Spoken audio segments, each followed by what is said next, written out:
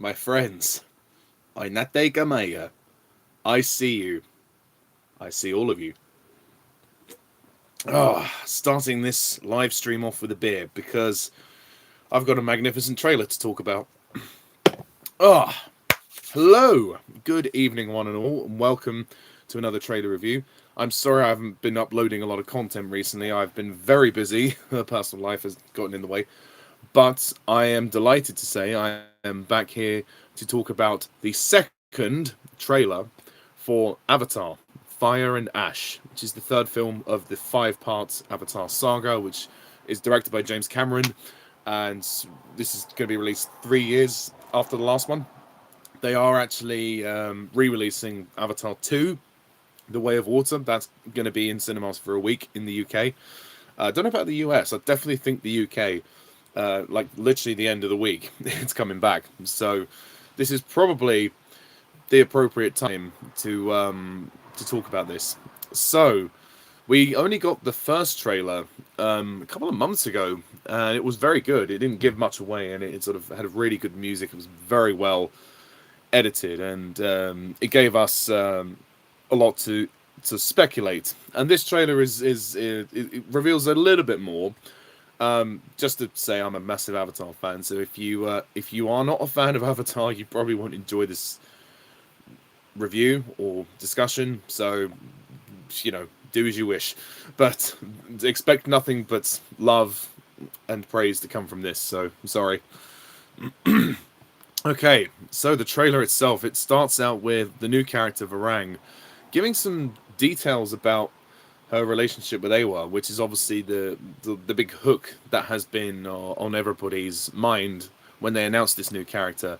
Maybe it was, I don't know if it was counterintuitive to release this scene in the trailer, but, well, I guess you got to start somewhere, haven't you? She talks about how her home was burnt down and Awa was not there to help her people in moments of need. So right there, straight away, we have a great hook to the story and a great hook to this character. We're going to understand from there. We can understand now why she hates Awa, and it is nice actually that the third film is going to offer something a little bit different in terms of the flipping of perspectives. Like I've said before about how not every clan of Pandora is going to have the same opinion on Awa, and finally in this third one we get the different perspectives. So this strikes me as a much darker film, a bit more intense than the other ones, where the first two were similar in the sense that it was about the wonder of the world and the beauty of the world, while there were obviously humans that came in and ruined the day.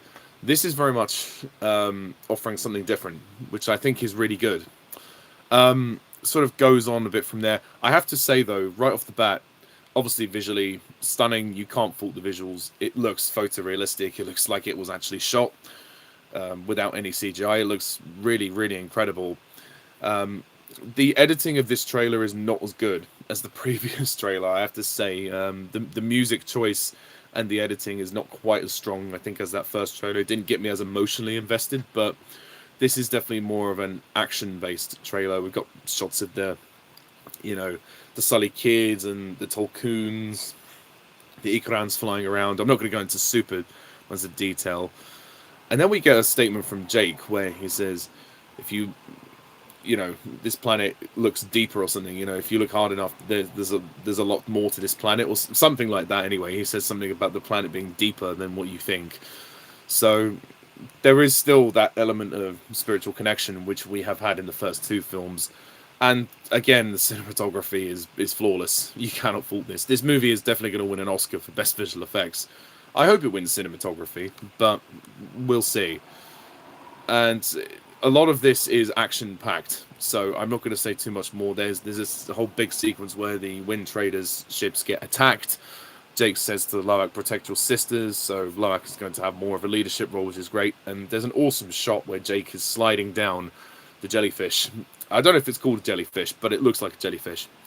So good. And yeah, I don't know what else to say. I'm sort of blown away by the spectacle of it. It's clear that with each one, Cameron is wanting to go bigger. There's more scenes in a swamp, in a forest, where the kids are saying, Sullies stick together, Sullies don't quit. They capture Spider, and Spider is breathing without a mask. And there's a moment when Jake says to, I think it's Norm, he says, "What if every human could breathe on Pandora without a mask?" So this is again offering something slightly different. Spider is the key to this film, I think, in the sense of what's happened to him in this film is the prevailing mystery and the sort of catalyst for what's going to happen going forward. So again, we don't know exactly what happens, but clearly his oxygen mask is going to run out because in the way of water, he was wearing it for quite a long time, near enough the whole movie. So eventually, it's going to run out of oxygen. So we know from the previous trailer that he sort of struggles to breathe and whatnot. So something happens. Whether there's like we get like glimpses of the sort of transference scene, a bit similar to the scene with Grace in the first film, where they try to stop her from dying, although it doesn't really work. But I think Kiri might well use some of her powers or something to transfer to Spider so that he can live and breathe the air. It's not entirely clear, but that's what I get from the trailer. And Quaritch bonds with Varang. We don't know if this is a romantic relationship, but he certainly is teaming up with the Mong Kwong to take down Jake. And he says, if you want to spread your fire, you're going to need me. So potentially there is more of a connection there. And from the second one, we can see Quaritch is gaining some more humanity, which is nice. Yeah, it's the visuals speak for themselves. They're just so good. Neytiri's also in different makeup. She joins the other clan for some reason. Maybe out of desperation to not lose another child, because we know that they lost one of their children at the end of film 2. Spoilers. And from there, it's more action shots, really like big wide shots, big epic scope. This is a different kind of trailer, but also the other thing that fans will appreciate is the big red bird in the first movie, Turuk Makto, as they called it, the one that Jake rides into battle in the first film. That one returns. That he's coming back out of retirement to aid in the final battle, and it looks like there's going to be a humongous aerial battle in this film. And it seems as though it's more action packed than the previous 2 movies, which could mean it's the most epic. Will it be the best one? I don't know. If you're not a fan of the series at this point, I don't think this is going to win you over. I don't think this will offer anything different other than potentially some ideas or suggestions, like with Varang on Spider. Those 2 characters are the hooks to this trailer that might get some people to watch it. But if you haven't liked the first 2 films, I wouldn't probably recommend jumping on this right now, because I think it's clear that all these movies are going to be quite similar. So, yeah. But, I mean, who knows? I might be wrong. If you want to check it out, check it out. But if you're a fan, I think it's going to offer pretty much what you've seen before and maybe a bit more. And the action looks so good and so realistic. And just all of the colors and the fire. And, I mean, there is a vibrance to this, but it's not quite the same as the first 2, because it is going a little bit darker in some areas, but visually there was a nice callback to the first one where they had Jake on Turuk grabbing the dragon, is that what they call it, the helicopter, and spinning it round. That was kind of nice. So yeah, there isn't a huge amount to talk about. There's some hints and there's some teases. I don't think it's given too much away, but it has set up the plot and it's got you speculating. So I think it's done a very good job, because the first trailer for the first movie kind of gave most things away. If you watch that trailer for the first film back again now, it actually gives away the entire plot. So yeah, if you didn't sort of know, if you weren't in the know, you could probably predict the plot.